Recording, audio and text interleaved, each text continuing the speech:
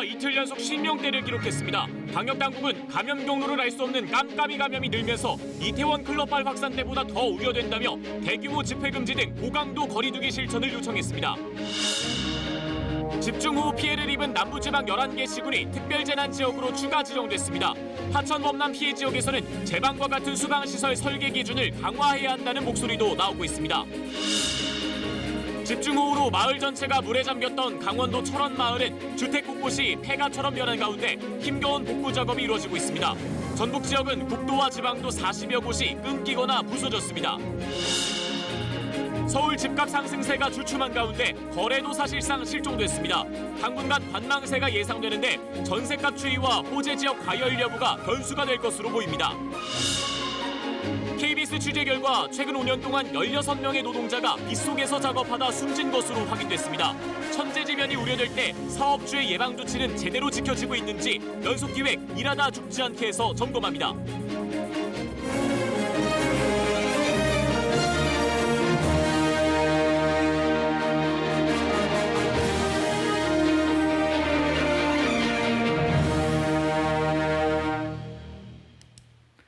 안녕하십니까. 코로나19 KBS 통합뉴스룸 9시 뉴스입니다.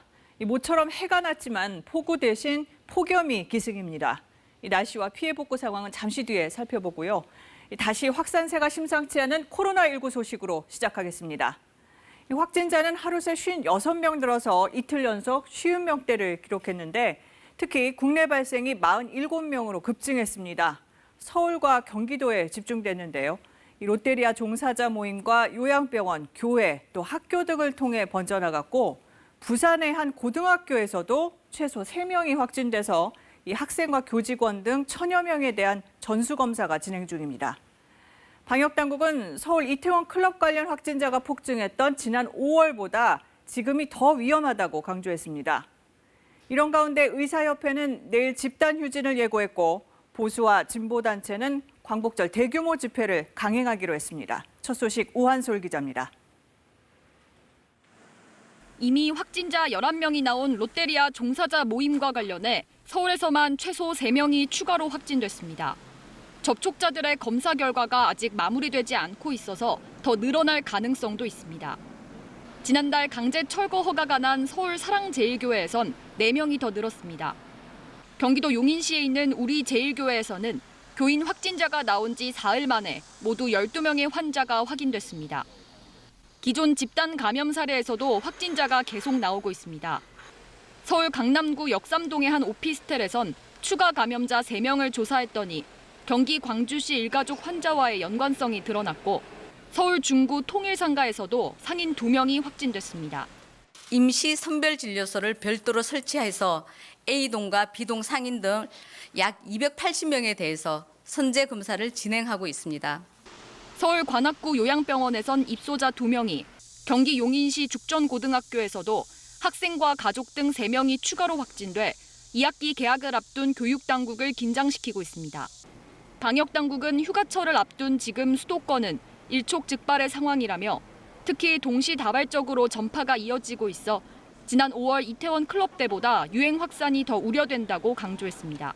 단일 감염원으로 인한 연쇄 확산이 아니라 최근의 양상은 무증상, 경증 감염의 조용한 전파가 상당 기간 지역사회에 확인되지 않고 이어져 오다가 따라서 이번 연휴 기간 동안 대규모든 소규모든 모든 집회를 최대한 자제해달라고 거듭 요청했습니다. KBS 뉴스 오한솔입니다. 보신 것처럼 수도권 상황이 심상치 않은데 모레부터는 사흘 연휴가 시작되죠. 방역당국은 연휴 기간 확산세를 꺾지 못하면 사회적 거리 두기 단계를 더 높일 수밖에 없다고 경고했습니다. 이어서 김민혁 기자입니다. 황금 연휴가 시작된 지난 4월 말에서 5월 초 사이 하루 신규 확진자는 한 자릿수까지 떨어졌습니다. 하루 수백 명의 환자가 나오던 2월과 비교하면 큰 성과였습니다. 그러나 연휴를 거치면서 확진자 수가 다시 많아질 수 있다는 방역당국의 우려는 현실이 됐습니다. 이태원 클럽을 중심으로 조용한 전파가 이미 진행 중이었고 신규 환자는 다시 수십 명대로 늘었습니다. 전문가들은 지금이 그때보다 더 위험할 수 있다고 경고합니다. 긴 장마로 밀폐된 실내에서 활동량이 증가하고 코로나19 상황이 장기화되면서 사회적 거리두기도 느슨해졌기 때문입니다. 게다가 최근 2주간 신규 환자 500여 명 가운데 감염 경로를 모르는 사례가 13%에 달하는 것도 불안 요소로 작용하고 있습니다. 어떤 특정 장소가 감염의 위험성이 높은 것이 아닙니다. 가족 이외에 다른 사람을 만나는 행위 자체가 모두 감염의 우려가 있는. 방역당국은 연휴 기간 집회와 여행 등으로 집단 감염이 확산된다면 사회적 거리두기를 한 단계 높여야 한다며 절박한 마음을 가져주기를 바란다고 요청했습니다.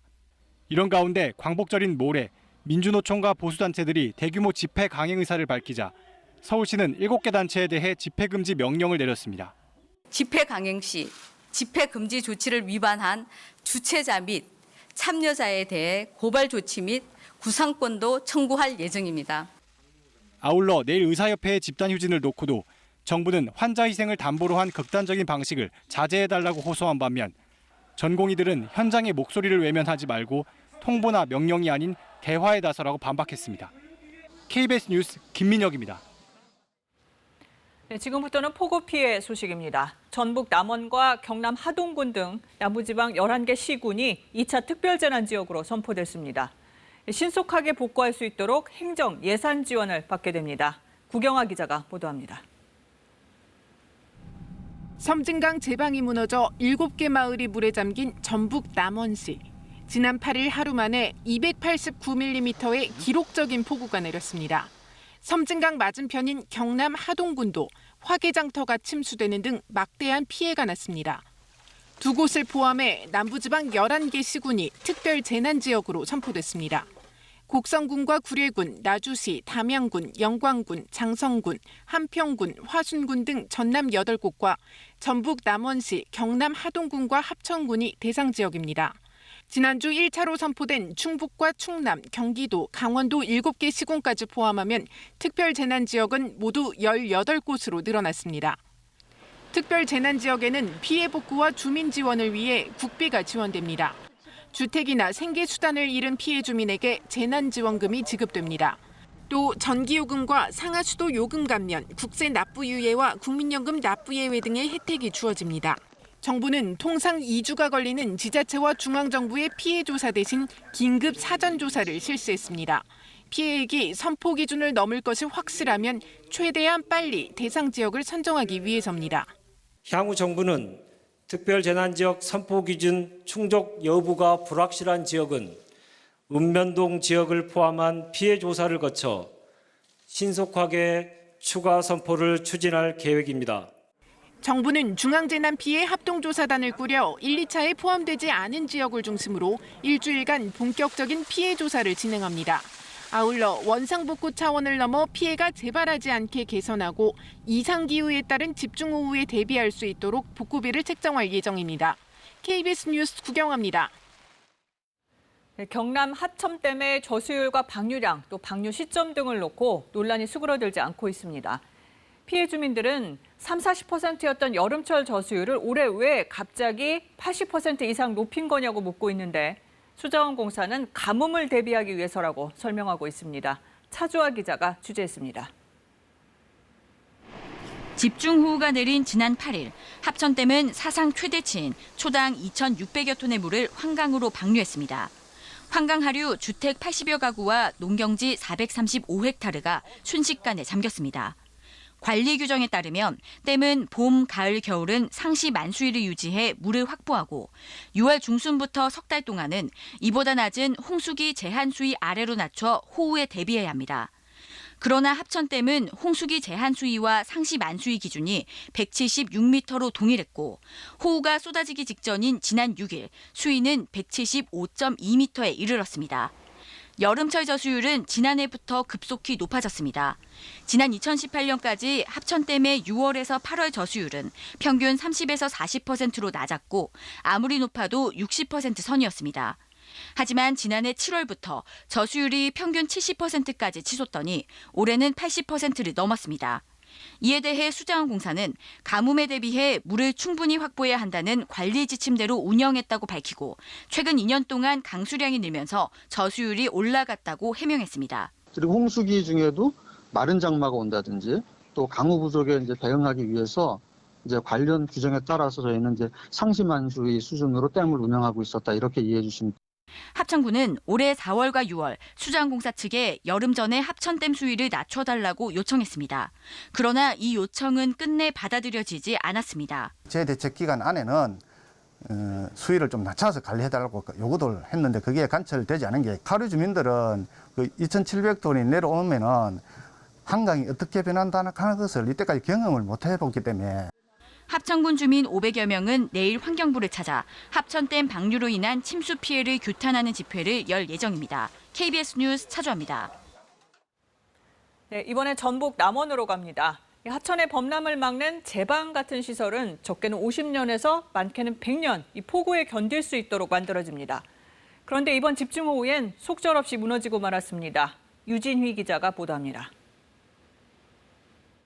집중호우가 내린 지난 7일 섬진강 하천 수위가 급격히 불어나고 이튿날 다리까지 차오르는 물살에 제방이 견디지 못하고 결국에 터지고 말았습니다. 새벽 4시에 그 상황을 인지하고 6시부터 주민 대피령을 내리고 이틀 동안 최대 500mm의 기록적인 폭우가 쏟아진 전북 지역에서는 도로와 다리는 물론 하천을 중심으로 큰 피해가 났습니다. 공공시설 피해 가운데 20%가 넘는 120여 건이 하천 관련 피해입니다. 특히 섬진강댐에서 남원 지역에 이르는 50여 킬로미터 구간, 남원과 임실, 순창 등지에 집중됐습니다. 최근 5년 동안 전북에서 있었던 호우 피해보다도 많습니다. 하천 범람과 홍수를 막으려 설치한 제방 같은 수방시설이 제 기능을 하지 못하고 있는 겁니다. 국지성 호우가 가장 무서운 거거든요. 예측 못했던 비가 어느 한 곳에 일정 지역에 그냥 한 번에 뿌려버리다 보니 어떤 시설도 견디지 못하는. 국가하천인 섬진강의 제방 설계 빈도는 100년. 100년에 한 번 올까 말까 하는 기록적인 폭우에 견디도록 설계됐지만 이번 집중호우에 맥없이 무너졌습니다. 이런 상황에서 최대 80년 빈도에 맞춰 설계된 지방하천 제방은 더 취약할 수밖에 없습니다. 보강하는 여러 가지 안전 대책 사업들이 이루어지지 않으면 이런 악조건들이 그 안전장치 작동이 안 된 힘을 넘어서니까 이렇게 큰 재해가 일어나게 되는 거거든요. 더 늦기 전에 국지적 집중호우 같은 기상이변에 대비해 제방의 설계 빈도를 더 강화하고 취약한 하천 시설을 보강하는 등 취수 정책을 대대적으로 점검해야 할 시점에 와 있다는 게 전문가들의 대체적인 의견입니다. KBS 뉴스 유진입니다. 네, 어제 오늘 장맛비가 주춤하면서 피해 지역 주민들은 본격적으로 복구 작업에 나섰습니다. KBS 헬기가 이 땀 흘리는 현장 카메라에 담았습니다. 문예슬 기자입니다. 멀리서 금강 상류에 있는 용담댐이 모습을 드러냅니다. 수문을 다 열지 않은 채 방류량을 많이 줄였지만 여전히 물살은 거셉니다. 집중호우 당시 용담댐이 흘려보낸 초당 3천여 톤의 엄청난 물은 금강 하류 농경지와 주택가를 그대로 휩쓸었습니다.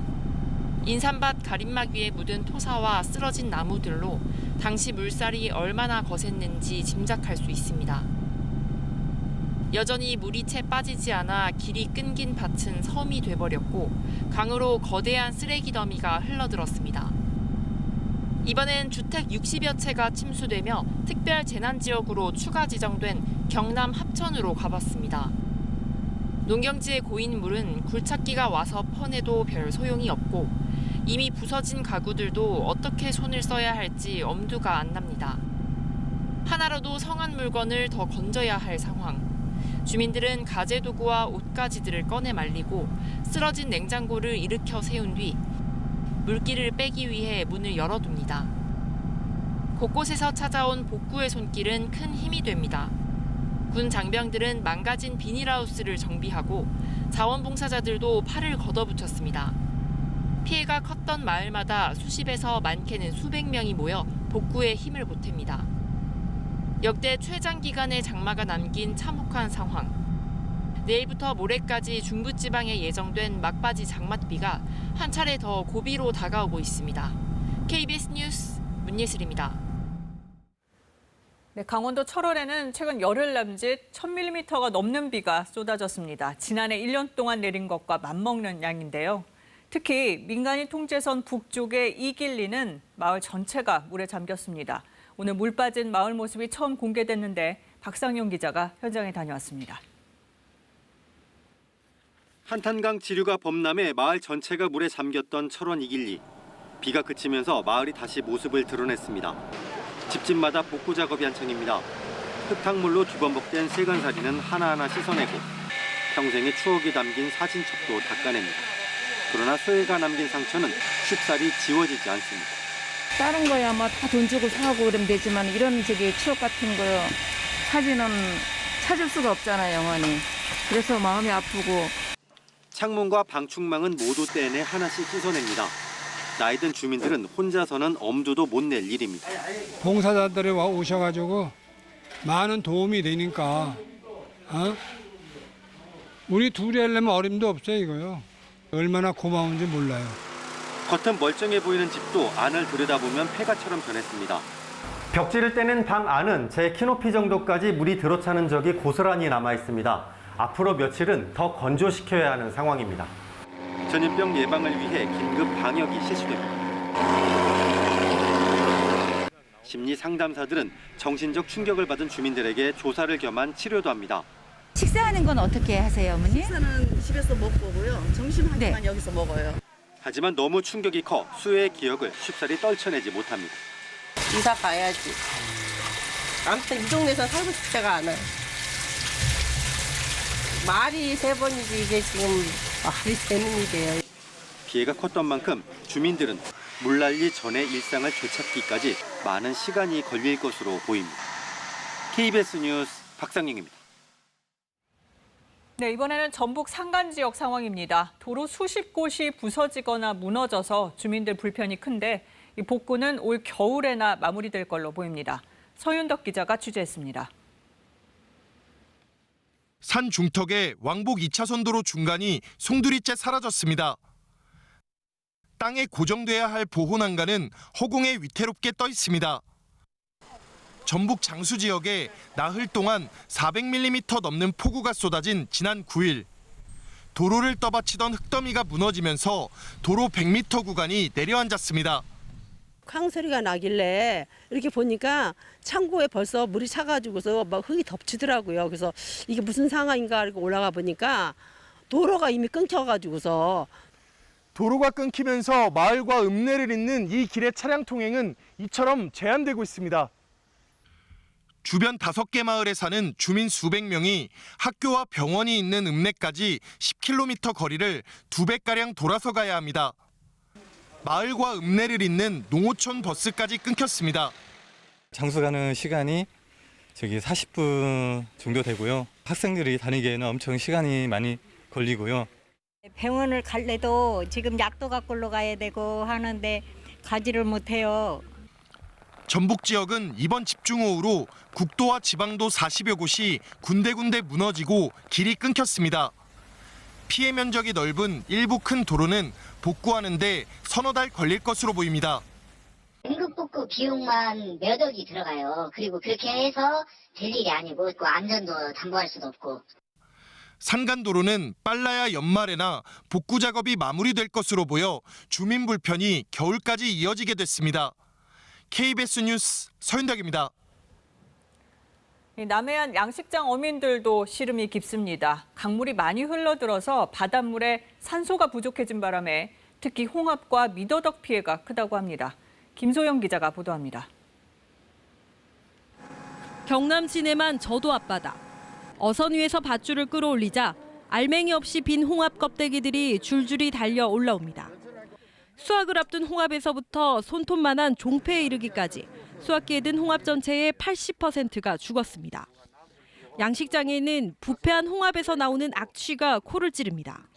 산소가 없어서 숨을 못 쉬니까 폐사가 일어나가지고 홍합 살이 지금 빠지고 껍데기만. 인근 미더덕 양식장도 큰 피해를 입고 있습니다. 텅 빈 그물 주변으로는 이렇게 오만둥이와 미더덕의 썩은 잔해들만 둥둥 떠다닙니다. 형체만 겨우 남은 살점은 손에 닿자마자 흐물흐물 녹아내립니다. 하루에 한 20톤에서 40톤 정도 출하를 해야 되는데 지금은 아예 넋을 놓고 아예 바다에 나가지를 못해요. 산소가 부족한 바닷물 덩어리가 폐사의 원인으로 꼽힙니다. 남해안에서도 특히 진해만 주변이 심각합니다. 물속에 녹아있는 산소량, 즉 용존 산소량이 리터당 0.4에서 2.18mg으로 기준치인 3mg을 크게 밑돌고 있습니다. 바다 표층과 저층 사이 수온과 염분 농도의 차가 클수록 산소 순환을 막는 성층도 두터워집니다. 올해는 예년보다 염분 농도의 차이가 2에서 7로 3배 이상 늘었습니다. 긴 장마철 쏟아진 빗물로 강물 유입량이 급증한 것이 원인입니다. 바다로 흘러 들어오는 하천수의 양이 많아져서 바다의 표층의 염분의 농도가 상당히 낮아졌습니다. 현재까지 접수된 양식장 피해는 경남에서만 390건 44억 원. 바닷물 산소 부족은 수온이 낮아지는 초겨울쯤 해소될 것으로 보여 피해도 더 늘어날 것으로 보입니다. KBS 뉴스 김소영입니다. 네, 지난 8일 전남 구례군의 한 제방이 터지면서 인근 마을에 물난리가 났습니다.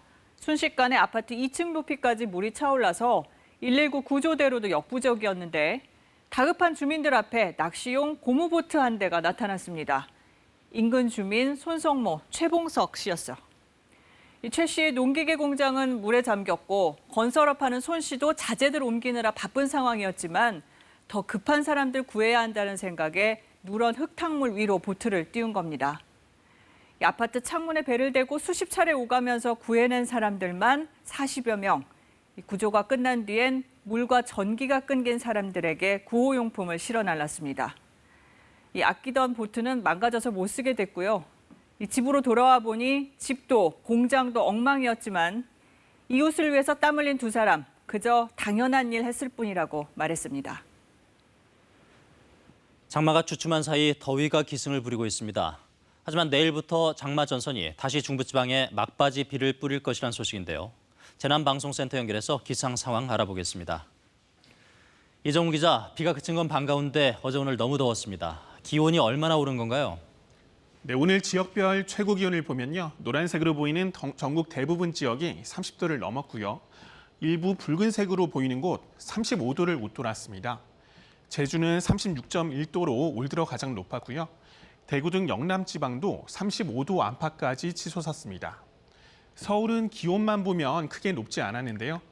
습도까지 고려한 체감 온도는 이보다 2도 이상 높았습니다. 그동안 내린 장맛비로 습도가 높아진 데다 남쪽에서 습한 공기가 밀려와 푹푹 찌는 날씨를 만든 겁니다. 수도권 지역은 내일 비가 예보되면서 폭염특보는 모두 해제됐습니다. 그러나 비가 비껴지나는 남부지방은 내일도 제주와 대구가 36도까지 오르는 등 찌는 듯한 더위가 이어질 것으로 보입니다. 중부지방은 내일부터 또 비가 올 것 같은데 이번에도 많이 내릴까요? 네, 현재 위성 영상을 보면 장마 전선이 발달한 저기압에 이끌려 만주 지역까지 북상했는데요. 내일은 이 장마 전선이 북서쪽에 선선하고 건조한 공기에 밀려 다시 남하할 것으로 보입니다. 그러나 남쪽에 덥고 습한 공기와 중부지방에서 만나 강하게 충돌할 것으로 예측되는데요. 그 사이에 좁은 지역에서 비구름이 폭발적으로 발달할 거라는 게 기상청의 예상입니다. 시간대별로 자세히 살펴볼까요? 비는 내일 새벽 경기 북부와 강원 북부 지역부터 시작되겠고요. 아침에는 서울 등 그 밖의 중부지방까지 점차 확대될 것으로 보입니다. 이번 비의 최대 고비는 내일 저녁부터입니다. 기상청은 중부지방에서 좁은 띠 형태의 비구름이 발달하는데 오랜 시간 한 지역에 머무르며 많은 비를 뿌리겠다고 내다봤습니다.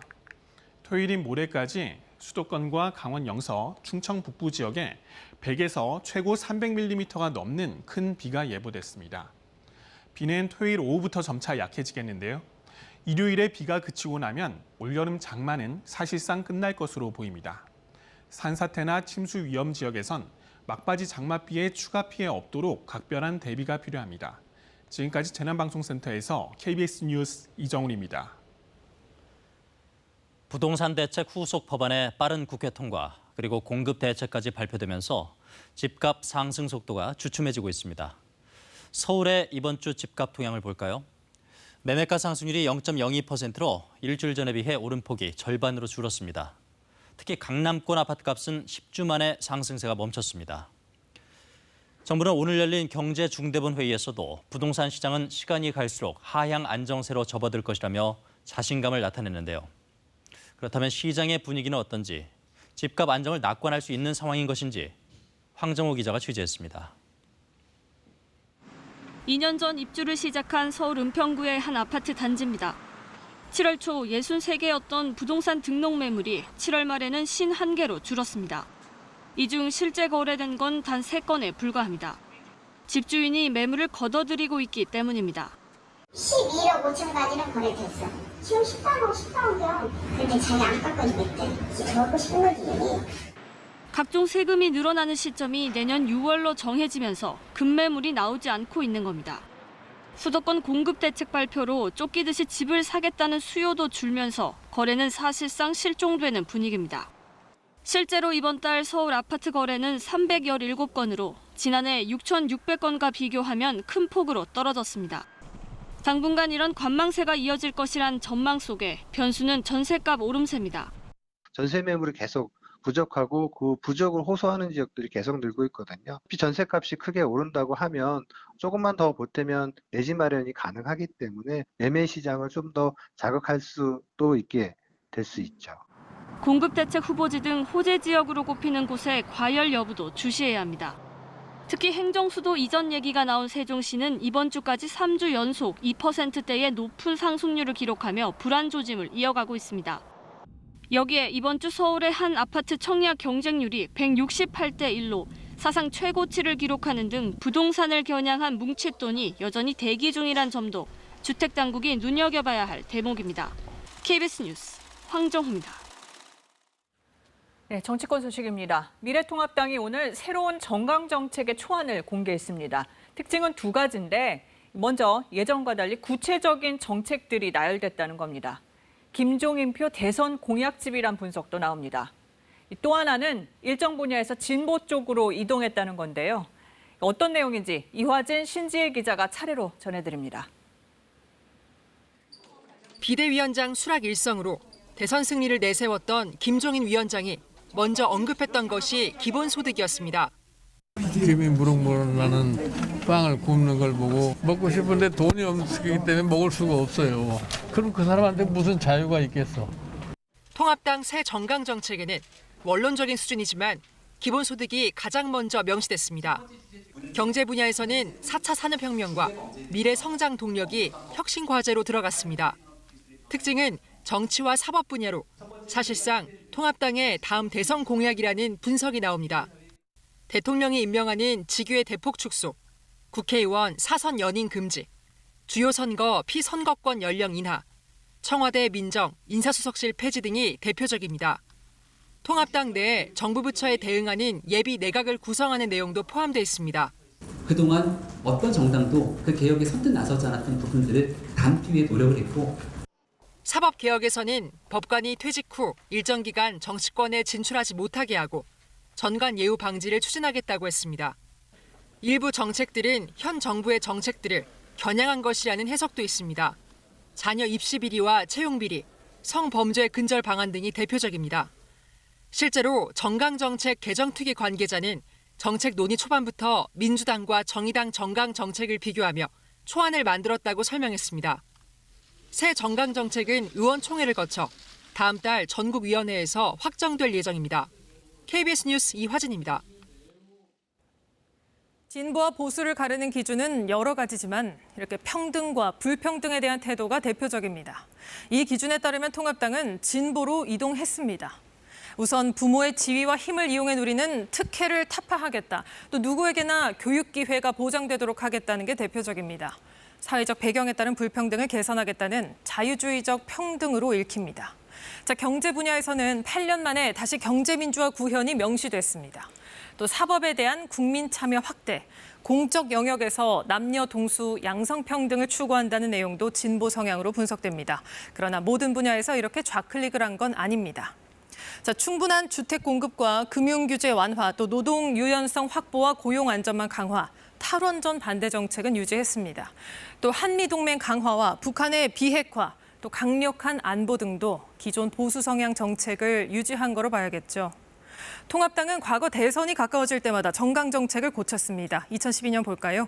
당시 새누리당 김종인 비대위원은 경제민주화를 핵심으로 하는 정강 정책을 설계합니다. 이 내용은 총선과 대선 공약으로 이어졌죠. 파격 좌클릭 평가를 받았지만 대선 이후론 사실상 폐기됐습니다. 선거용으로 끝난 겁니다. 또 탄핵 이후 2017년 대선에선 이 경향이 정반대로 바뀝니다. 일당의 보수 우파들이 뭉쳐서 이 나라를 지켜야 됩니다.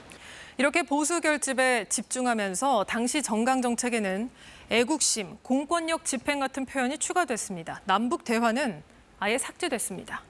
자, 이번 정강 정책 개정에 참여한 한 의원은 일부 분야에선 진보 정당보다도 더 나아간 내용을 담으려 했다고 말했습니다. 자, 이 정책들 얼마나 지켜질지 지켜봐야겠죠. 자, KBS는 앞으로 통합당 의원들이 내놓는 법안과 정책이 새 정강 정책과 얼마나 일치하는지 계속 분석해서 시청자들께 그 결과를 알려드릴 예정입니다. KBS 뉴스 신재입니다. 일하다 죽지 않게 지난 일주일 동안 일하다 숨져간 노동자 현황 살펴봅니다. 노동건강연대와 KBS가 집계한 사망 노동자 12명입니다. 전국을 휩쓸고 간 집중호우, 아직도 끝나지 않은 장마 때문에 또 인명피해가 속출했습니다. 특히 춘천 의암호 선박 전복 사고로 경찰과 공무원, 60대 기간제 노동자까지 4명이 목숨을 잃었고 2명은 아직 가족의 품으로 돌아오지 못하고 있습니다. 16억 원짜리 수초섬 때문이었다고 하죠. 이들의 목숨값이 16억보다 못하다는 건가? 어이없는 사고를 맞닥뜨린 가족들의 절규입니다. KBS가 최근 5년간 집중호우 때 발생한 사망사고 전체를 분석해보니 16명의 노동자가 빗속에서 작업을 하다 숨져갔습니다. 대피를 해야 할 때 이들은 왜 일을 계속해야 했고 어쩌다가 죽음을 피하지 못했을까요? 이런 죽음들, 자연재해라며 하늘탓만 하고 있어야 하는 걸까요? 고아름 기자가 짚어봤습니다. 깊은 산속 도로 건설 현장. 가파른 절벽 아래 굴착기가 쓰러져 있습니다. 지난달 25일 빗속에 안반을 부수는 작업을 하던 지준혁 씨가 굴착기에 탄 채 굴러 떨어졌습니다. 많이 아무래도 좀 약해져 있는 상황에서 고사가 쏟아지면서 이렇게 순식간에 넘어가다 보니까 사고가 우려될 땐 동료 작업자를 배치해 2인 1조로 일하라는 규정은 지켜지지 않았습니다.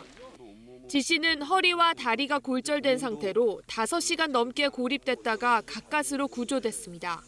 공사를 당분간 중지하든지 아니면은 그런 안전요원을 배치하든지 그랬어야 됐는데 혼자 작업시키니까. 지난 3일 경기도 평택에선 토사가 공장을 덮치면서 노동자 3명이 숨졌습니다. 사고 당일 평택엔 100mm가 넘는 폭우가 쏟아졌습니다. 사고가 일어난 게 산촌 쪽이에요. 거기가 집안이 약하긴 해요. 비 오니까 조심해서 해라. 이런 짜잘한 얘기도 없이 그냥 바로 일하라고 하는 거예요. 산업안전보건법엔 이미 이런 상황을 언급하고 있습니다. 사업주는 천재지변으로 위험이 발생할 우려가 있으면 예방 조치를 해야 한다고 명시하고 있습니다. 처벌 규정도 있습니다. 그러나 산재 예방을 담당하는 공무원조차 법과는 동떨어진 인식을 드러내는 게 노동 현장의 실태입니다. 그 산업안전보건법 위반의 기인한 죄가 아닌 걸로 보이기 때문에 행정조치 예정은 없어요.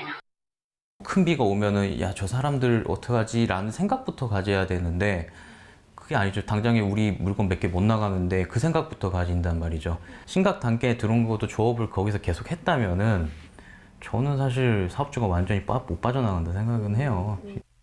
재해가 우려될 때 노동자가 작업 중지를 요청할 권한이 있어야 한다고 노동계는 주장하고 있습니다.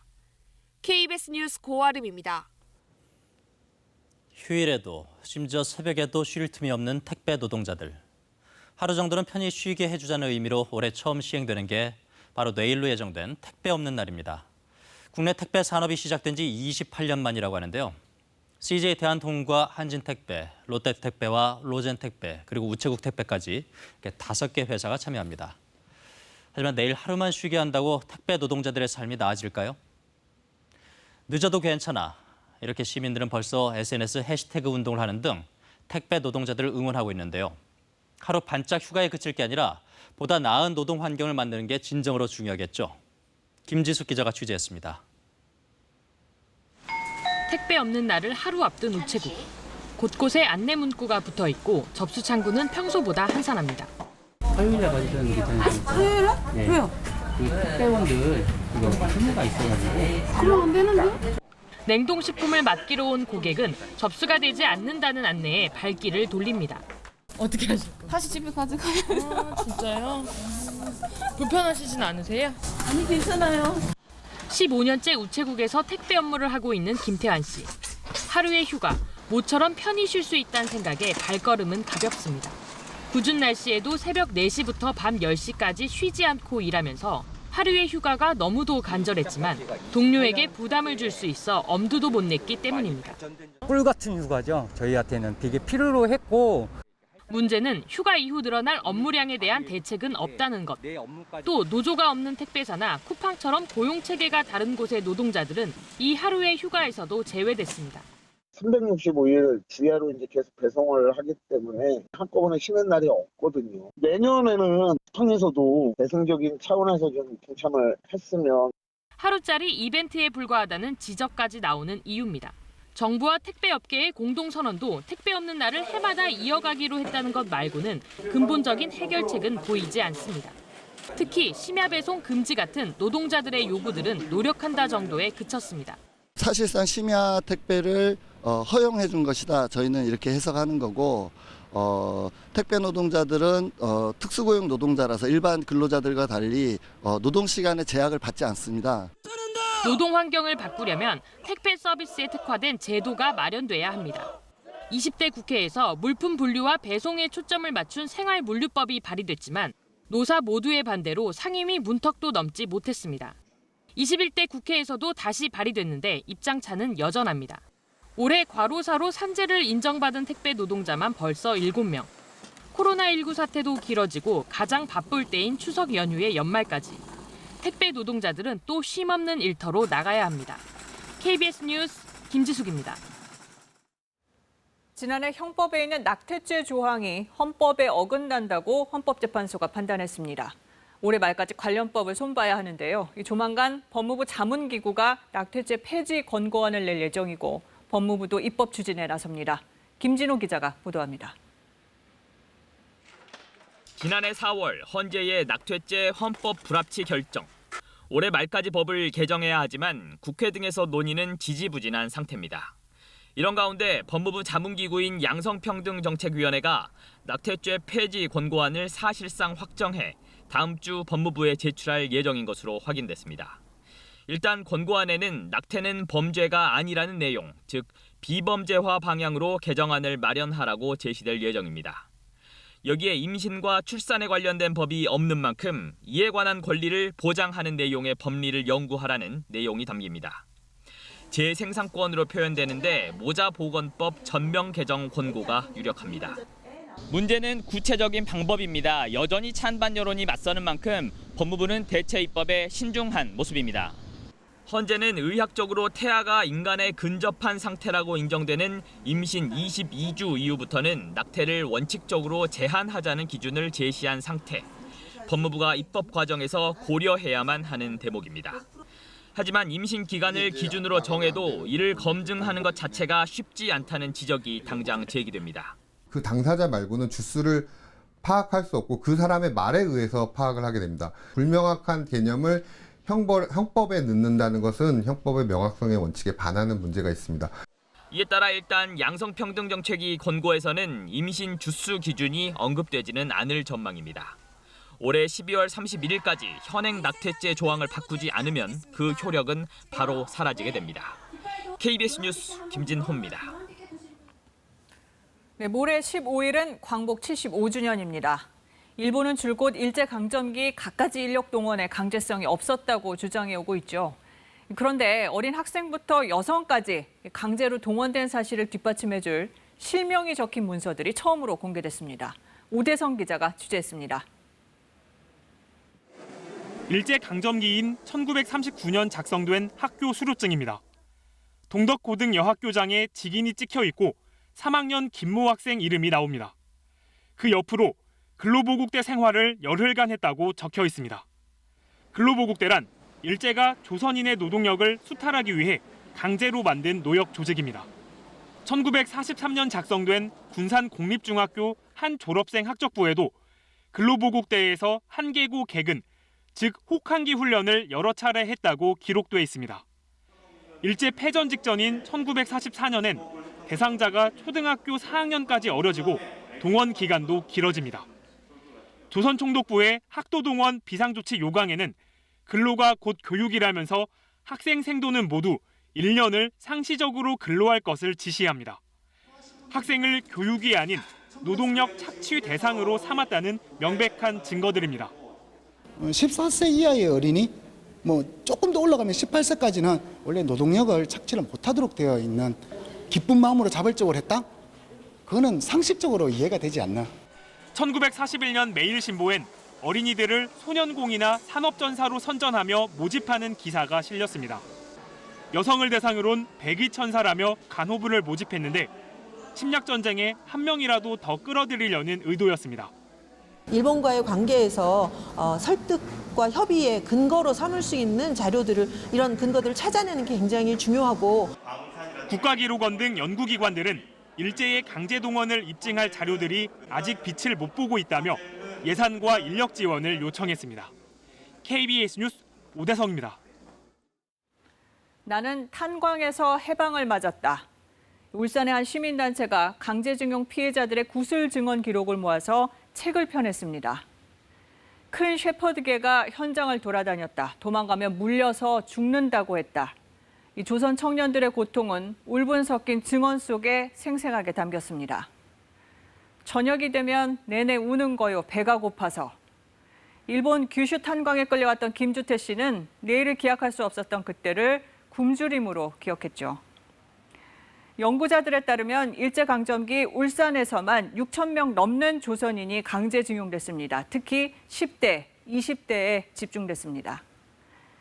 청년들이 탄광에서 해방을 맞은 지 올해로 75년, 서울 용산역 강제징용 노동자상 아래에는 그 시절 간절히 소원했던 문구가 적혀 있습니다.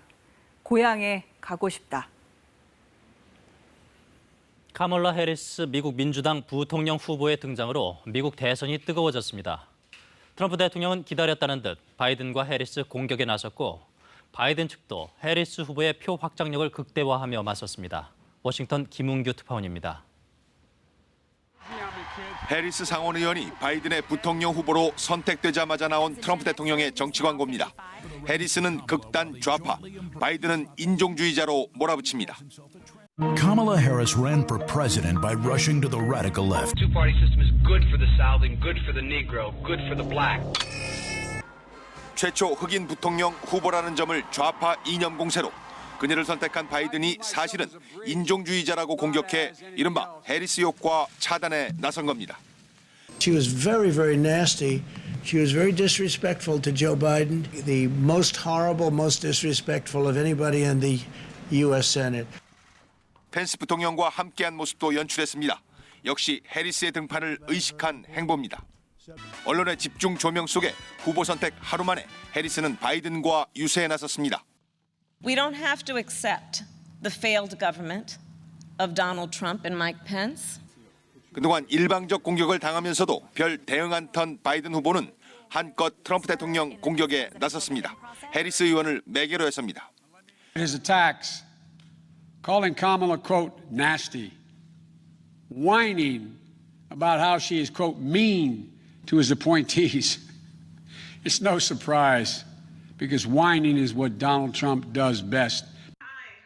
정치 광고도 흑인, 여성이라는 해리스 효과 극대화에 맞췄습니다. My mother knew that she was raising two black daughters who would be treated differently because of how they looked. 해리스 의원의 등장으로 미 대통령 선거전이 본격화한 모양새입니다. 미 대통령 선거에선 보통 현직 대통령이 방어에 나서고 도전자가 현직을 매섭게 공격합니다. 하지만 지금까지는 오히려 트럼프 대통령 측의 공격이 더 거칠고 험해 보입니다. 워싱턴에서 KBS 뉴스 김웅규입니다. 음식물 낭비가 심각하다는 시진핑 국가주석의 한마디에 중국이 들썩이고 있습니다. 방송에서는 이른바 먹방에 대한 규제가 거론되고 우리 국회 격인 전인대에서는 음식 낭비를 막는 입법에 착수했습니다. 베이징 최영은 특파원이 보도합니다. 중국의 인기 동영상 공유 앱입니다. 먹방, 대식가로 검색하자 식량을 소중히 여기고 합리적으로 먹자는 문구가 맨 윗줄에 나옵니다. 개인 방송인들에게는 폭식을 주제로 하는 동영상을 올리면 계정을 없앨 것이라는 경고도 전해졌습니다. 관영 CCTV는 음식 낭비 현장을 대대적으로 보도하면서 특히 이른바 먹방을 지적했습니다. 还有更极端的案例，则是现在自媒体流行的所谓大胃王直播。有网友表示，直播的大胃王们是该管管了，尤其是根本不吃全都吐了的那种，太浪费。 중국에서 일부 먹방의 조작이 드러나거나 방송인의 건강에 무리가 생겨 문제가 된 적은 종종 있었습니다. 하지만 이례적으로 규제까지 나온 건 시진핑 주석이 음식 낭비를 막으라고 지시한 뒤입니다. 他指出，餐饮浪费现象触目惊心，令人痛心。 전국인민대표대회가 즉각 음식 낭비를 막는 입법 절차에 들어갔고 일부 지방정부에선 N-1 캠페인, 즉 식당 손님 수보다 1인분 덜 주문하자는 운동도 시작됐습니다. 吃多少点多少，不剩菜不剩饭，吃不完打包，为自己省钱，为国家省粮食。 시 주석은 식량 안보에 위기의식을 가져야 한다고 강조했습니다. 그런데 일각에서는 음식 낭비를 막자는 운동이 코로나19와 홍수 등으로 식탁 물가가 상승한 데 따른 불만을 수습하려는 것이란 해석도 나오고 있습니다. 베이징에서 KBS 뉴스 최영은입니다.